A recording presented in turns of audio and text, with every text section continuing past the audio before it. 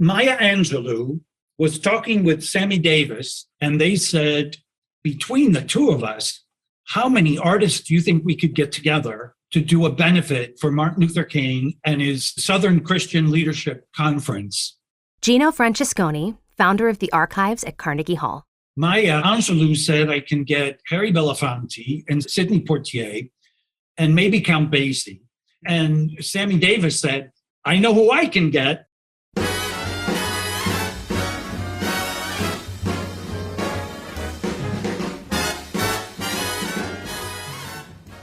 Oh, yeah, this was a huge, huge deal. Will Friedwald, author of dozens of articles and books on popular music, including Sinatra, The Song Is You. This was an event you could actually buy a ticket to, so that was a really, really big deal.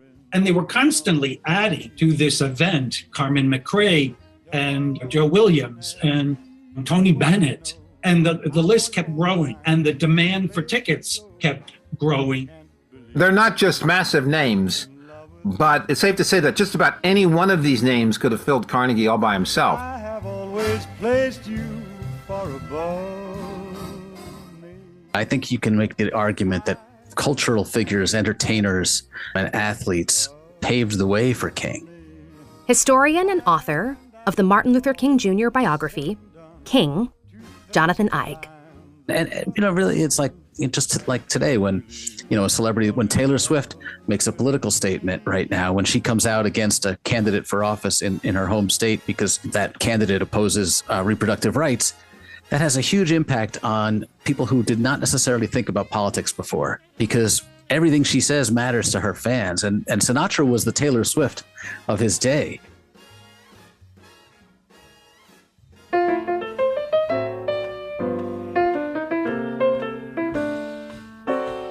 Welcome to If This Hall Could Talk, a podcast from Carnegie Hall.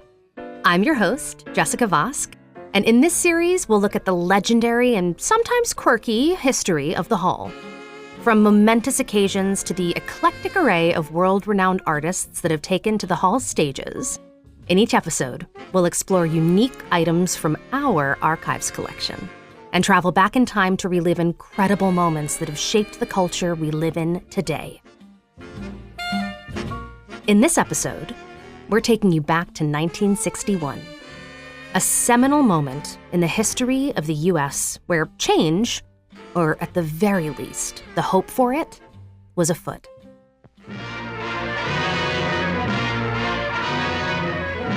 "1961 was a year of international tensions, compounded by crisis after crisis. It was a year of riots in Cairo to protest Lumumba's death. It was Cuba in a red regime and Castro's boast that he had always been a communist.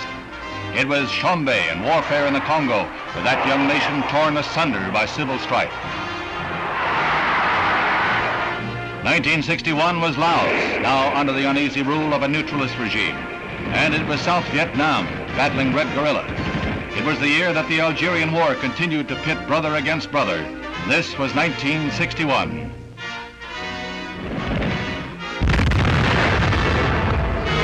In January, John Fitzgerald Kennedy was sworn in as the 35th President of the United States.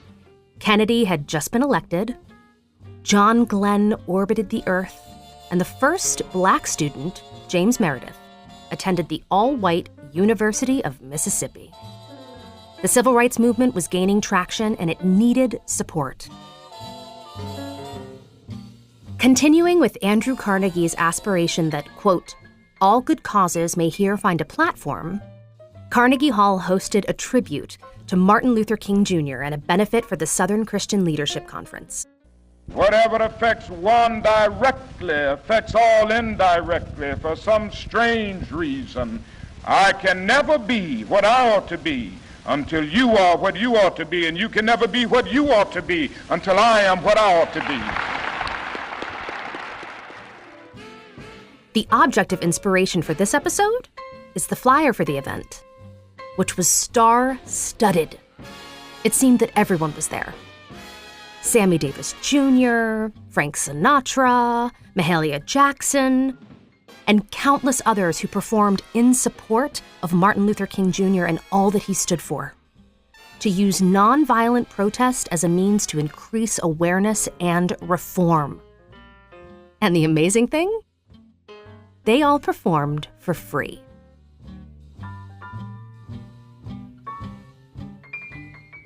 Dr. King, his fight had been going on for a long time. Archivist Rob Hudson. And African Americans were well aware of what he was doing. January 1961. Emilie Raymond is a history professor at Virginia Commonwealth University, and she specializes in 20th century American political culture. It was an interesting time for the civil rights movement and for celebrity involvement in the civil rights movement, and also for the nation because John F. Kennedy had also just been elected and inaugurated into the presidency. You, John Fitzgerald Kennedy, do solemnly swear. I, John Fitzgerald Kennedy, do solemnly swear. That you will faithfully execute the office of President of the United States. That I will faithfully execute the office of President of the United States. And will, to the best of your ability. And will, to the best of my ability. Preserve, protect, and defend the Constitution of the United States. Preserve, protect, and defend the Constitution of the United States. So help you God. So help me God.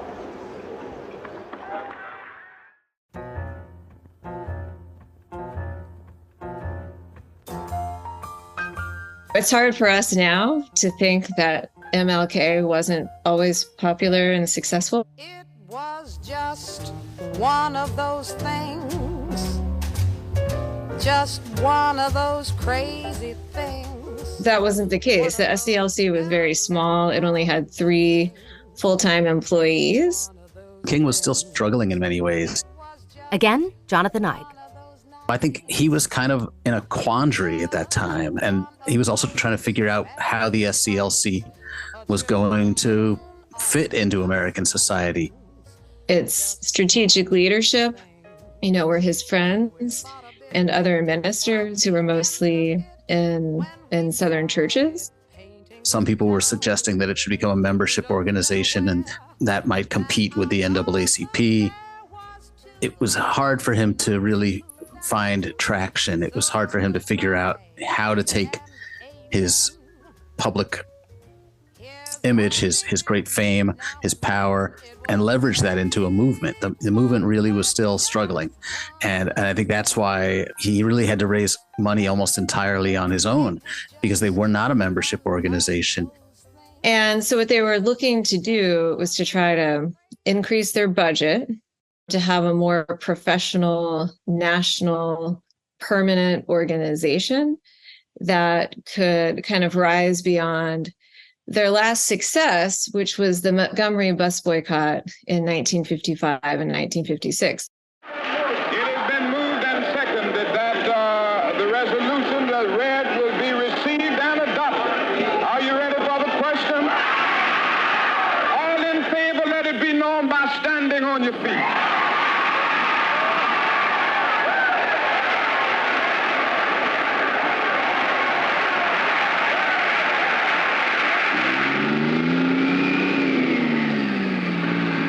The day that we started a bus protest which literally electrified the nation.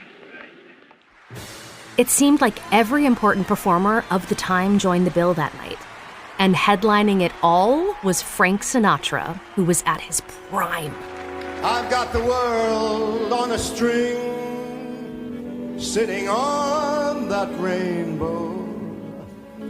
Got the string around my finger. What a world, what a life, I'm in love. We go back, and of course, everybody knows who Martin Luther King is. We all grew up with Martin Luther King. Will Friedwald. But it's interesting, when you read the press clippings from the period, you get the impression that most people, especially most white people in America, by 1961, they had never heard of him. He was a brand new name to them, unless they had happened to follow the Montgomery bus boycott in spring 1956. But that was not necessarily something that, everybody all over the country or New York was necessarily paying attention to. When you read about this concert and the clippings at the time, they make a point to tell you who Dr. Martin Luther King is, as if he's a new name to them, which I think is fascinating. To broaden this in the consciousness of the rest, of like white America needed to happen. And so to have somebody like Frank Sinatra step forward, and Frank Sinatra was always, he could not stand, hatred, division, prejudice, anti-Semitism. He was always standing up for these things. I've got the world on a string, sitting on a rainbow. Got the string around my finger. What a world. He was very close to Sammy Davis Jr. He was just one of his closest friends, and I'm sure there probably wasn't a moment's hesitation from Frank Sinatra to do this.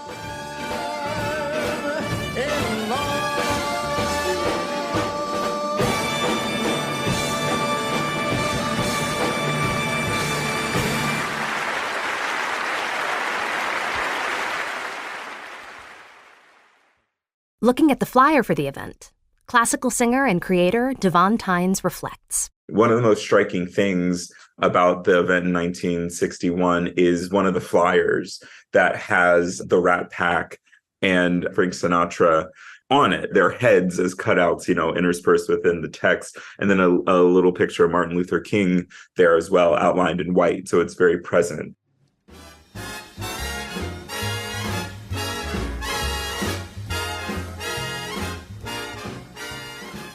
Visually, what you get from that is, out of 5 performers, 4 of them being white, and they are there in reference of this one black man to show support or connection. So that flyer means a lot because it's predominantly white performers that were headlining, quote unquote, that event, to an audience that is largely white, the people that venerate Carnegie Hall, aside from the larger groups of people that would be drawn there because of their favorite performers.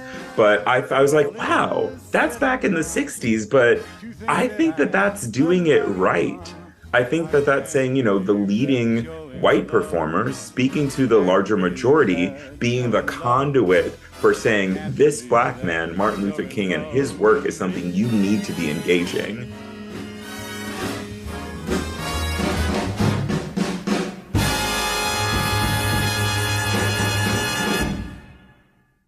This is how it happened.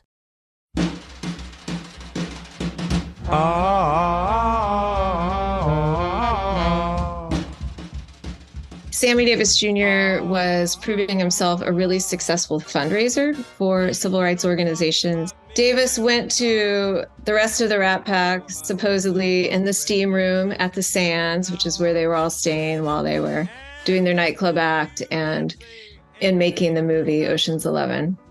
Sinatra was a part owner of the Sands in Las Vegas. And they all said yes. The steam room is like where they spent a lot of time, between their acts and their filming and so forth. So yeah, there's billowing steam, there's white towels, there's their normal hijinks, and then there's we'll do this benefit. Talk about me when I'm gone.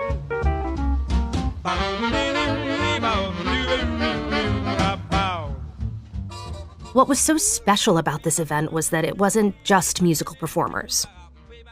Count Basie, Tony Bennett, Harry Belafonte, Dean Martin, but also others, like boxer Joe Williams and actor Sidney Poitier. Davis started planning kind of the entertainment side of it, the program. And then in the meantime, Harry Belafonte, who was also very invested in the movement, and Maya Angelou worked as sort of the co-chairs on the more logistical elements of securing Carnegie Hall, getting sponsors, getting ads in the paper, putting the program together, all those sorts of things.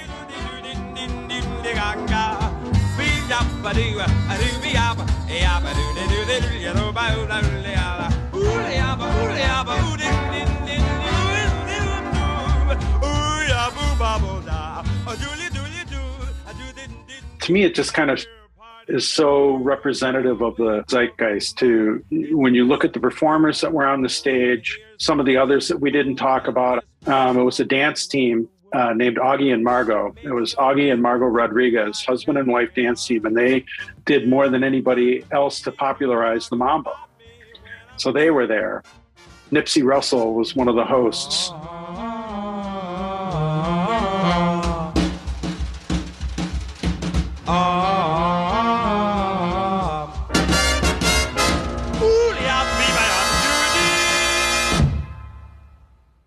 It seems like there's so much anticipation and excitement about it.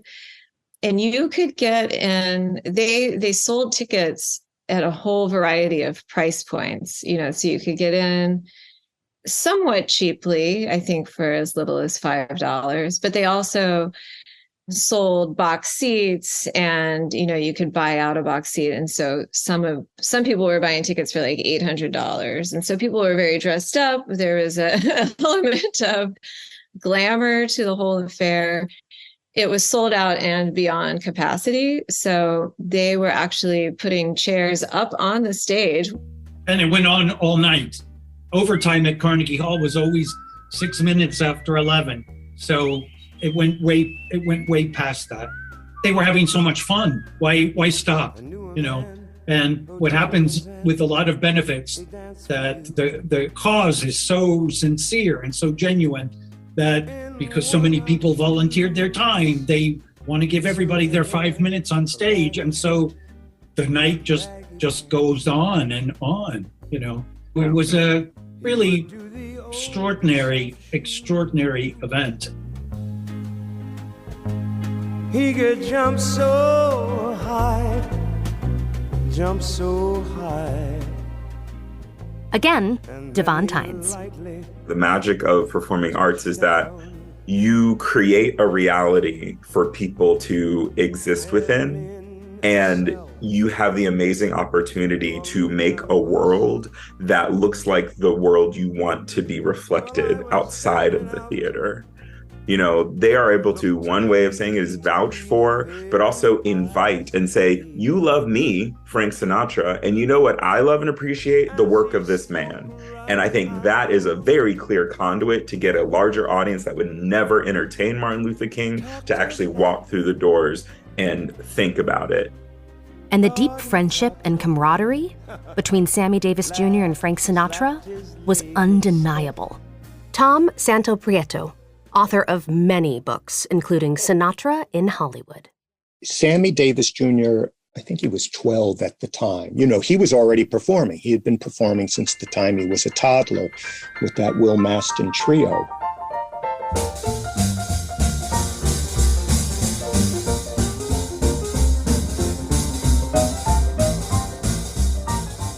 He had grown up as in a vaudeville act, and he was just a show business person from like the age of 3 years old. And so he was always climbing and always trying to be a bigger star and always striving. He was a great tap dancer, doing a lot of tap dancing and just sort of joshing around on the stage.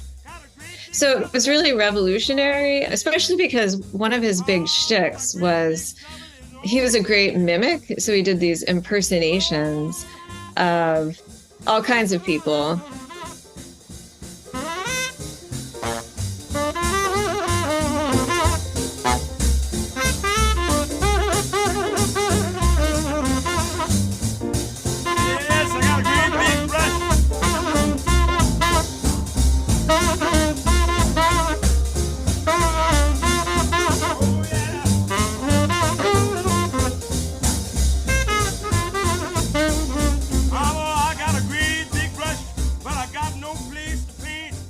And his father, Davis's father, was concerned that this would be too controversial and this would get them, lynched, or some sort of terrible reprisal. But it didn't. People seemed to really get a kick out of it. Sammy idolized Frank, and he met him briefly when he was 12 years old and thought this was incredible. And then I think it was 1945, right? When the war was ending, Sammy was, I think, then 16, and he was invited into Frank's dressing room. And Frank recognized the incredible talent that Sammy Davis Jr. was. And so when Frank was playing the Capitol Theater, he said to the bookers at the Capitol Theater, I want to use Sammy Davis Jr. and the Will Maston Trio. And they said, oh, nobody knows who he is. And Frank Sinatra said, I want them, and I want them to be paid $1,200 a week, which was quadruple what he had ever made before, what Sammy Davis Jr. had ever made before.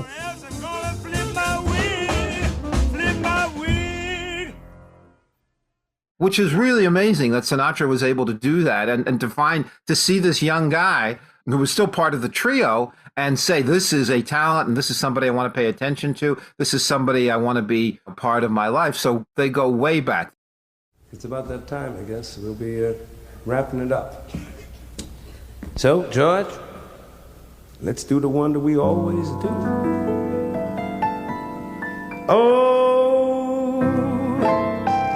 they say my people long ago were looking for a different tune, one that we could croon as only we can. We only had the rhythm, so we started swaying to and fro. We didn't know just what to use, but this is how the blues, I said the blues really began. Ooh, yeah. I do know that Davis was definitely one of the top 4 or 5 celebrities that King felt he could count on. And because he had access to Sinatra, and I think each of them, Belafonte had certain people he was connected to, and Davis had some others who he was better connected to. But I think they served in similar roles in that King knew he could call on Sammy Davis not just to show up, but to get others to show up. And what Frank Sinatra would do is Sammy Davis Jr. would be on stage, and Frank Sinatra would go out on stage and put his arm around Sammy Davis Jr. It was like a big brother gesture, but it spoke powerfully to how he felt about Sammy Davis Jr. And look, the relationship fit both men very well because Frank loved the adulation from Sammy, and Sammy needed a big brother, quasi-father figure at the same time. So it really worked well for both of them. And of course, each knew the other was a giant talent. There were several events that Sammy Davis Jr. had done that made King think this one at Carnegie could be a great success. He worked for the NAACP in 1957 on a big fundraiser. And then he chaired a life membership campaign for their Freedom Fund, which had been pretty successful. And he had gone to some mass rallies and so forth. But the big moment came when the Urban League of Chicago asked him to participate in this jazz fest. And it was just as the Rat Pack was making its big splash with Frank Sinatra, Sammy Davis Jr., Dean Martin, Peter Lawford, and Joey Bishop. So he said he would go to this event, and then he invited Sinatra and Lawford to come with him. And it turned into this huge success where they had to add extra seats and extra microphones and, all this stuff to make it good, a good actual performance. And so just a few weeks after that, that's when King asked Davis to do this big tribute. So I think the success of that Urban League Jazz Fest is what led them to ask him.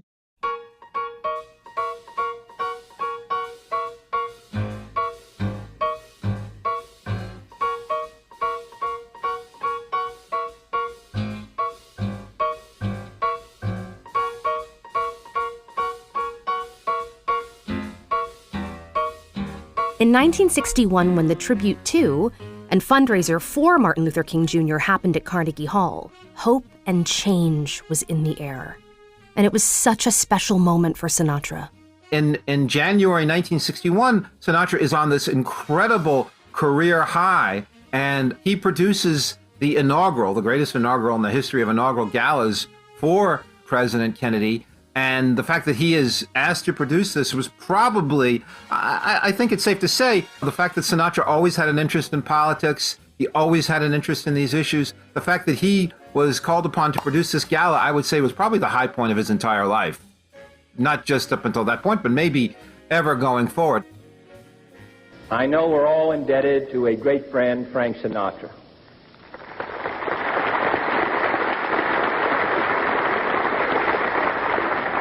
Long before he could sing, he used to poll a Democratic precinct back in New Jersey. That precinct has grown to cover a country. But long after he has ceased to sing, he's going to be standing up and speaking for the Democratic Party, and I thank him on behalf of all of you tonight. You cannot imagine the work that he has done to make this show a success. Tonight, there are 2 shows on Broadway that are closed down because the members of the cast are here.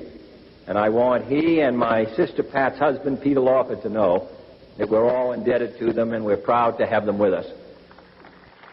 But really, I would say this moment, when Sinatra does that gala and then follows it 8 days later with his first really big concert at Carnegie, that really is an all-time career high for him. Start spreading the news. I am leaving today. I want to be a part of it. New York, New York. These vagabond shoes, they are longing to... It feels like this is an era of new possibilities. The fact that we have the youngest president ever is in office, and it was kind of this age when that generation was going to step in and take over, and there were fresh possibilities. This idea that we could finally do something about segregation. All these people that grew up with segregation for generations, people just took it for granted. And Frank Sinatra is sending a message of not only performing, of course, alongside all equals African-American performers, but also saying this cause, Dr. King, the Southern Christian Leadership Conference, is a cause that is important to all Americans because it's about the equality that is supposedly written into our most important documents. And I think in that way, the message came home to a lot of people that might not have paid any attention at all otherwise.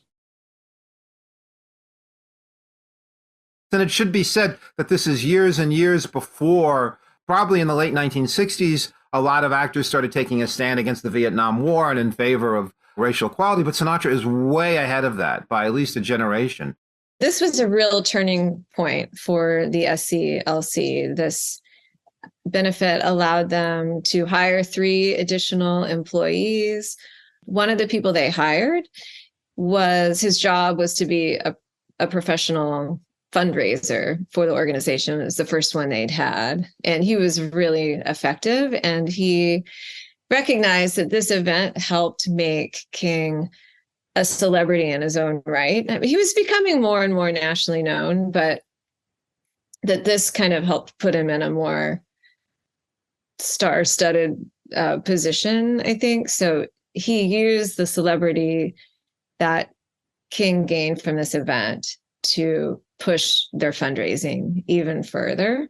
So it seemed like a big turning point to me for the SCLC, and other civil rights organizations sort of took note and started doing more and more of these as well. And I'll say the Rat Pack did 2 more after this that were almost as successful.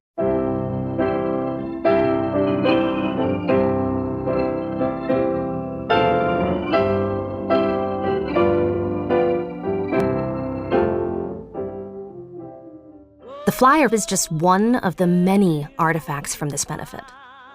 Although the concert itself was never recorded, there were numerous photos taken that evening. Again, Rob Hudson. There was one that really grabs me every time I see it, and it's this photo of Frank Sinatra, and he must have just finished singing a song, and he's standing there. You can see he's kind of got the microphone in his right hand, sort of down by his side, and he just has this look on his face. It's just like, he looks probably the happiest he's ever looked in his life to me, because he's got this smile, and it's just like love and joy that he's radiating. And you can tell he's probably reacting to applause. I think it's such a wonderful moment. And interestingly enough, Peter Lawford who, by the way, was married to John F. Kennedy's sister. And Joey Bishop, they were stranded and they couldn't even make it at the last minute. So they got 2 other television comedians to kind of go on with them. But the thing about those Rat Pack shows that I think people really liked was that it was a rehearsed act to a certain degree, but it also seemed very, very loose and very spontaneous. And it seemed like they were just more clowning around as usual, as opposed to putting on a rehearsed show. And it was really clear that they were all friends. So to have this kind of interracial group who were clearly so intimate as friends and spent a lot of time together off stage was important for the movement.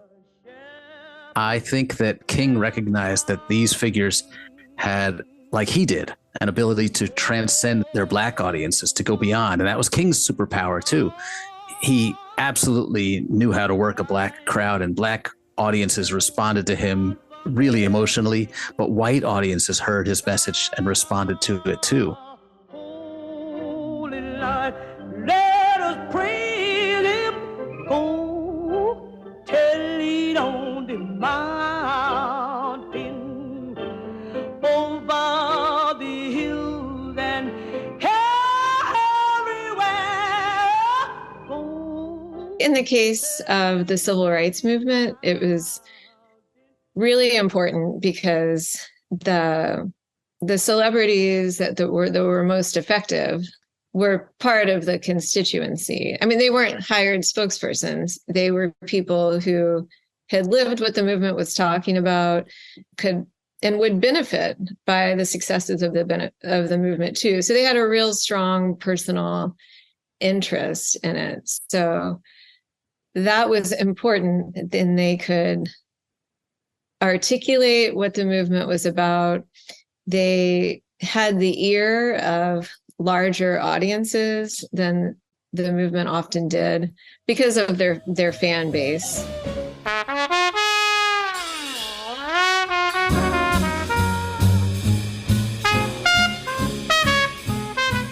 You can get somebody, politically informed or riled up, or for all the things that you can outline about, the troubles of the world and how we're trying to deal with them. The emotional appeal will always work best.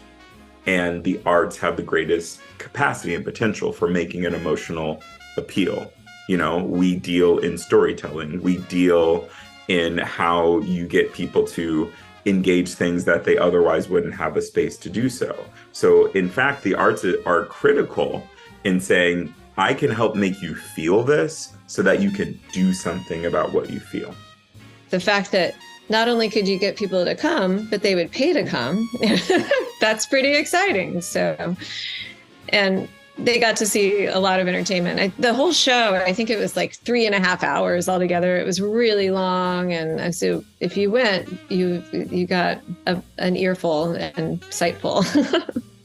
White Americans were willing to listen to them and reconsider some of their racist views because there were these figures who they admired for their talent as an actor, as a singer, as an athlete, and it kind of shook them in a way.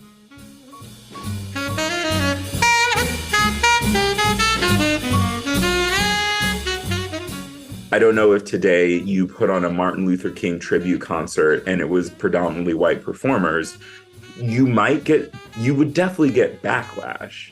And it might be misdirected backlash by saying, like, he's a Black figure and this needs to represent Black people. But it's like, okay, if we're in the mode of talking about change, then we have to speak to the majority where the power lies that be.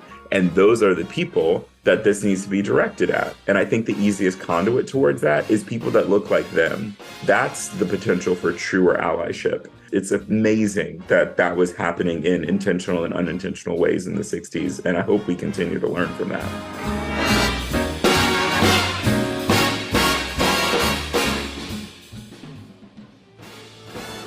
Anywhere, it's up to you, New York. You've been listening to If This Hall Could Talk, a podcast from Carnegie Hall, where we take you on a journey through some of the most iconic pieces in our archives, the objects that set the foundation for what the Hall is today. Many thanks to Clive Gillinson and the dedicated staff of Carnegie Hall, as well as guests Jonathan Eig, Tom Santopietro, Emilie Raymond, Davóne Tines, and Will Friedwald. For images of the artifacts and more information on Carnegie Hall's Rose Archives, please visit carnegiehall.org/history.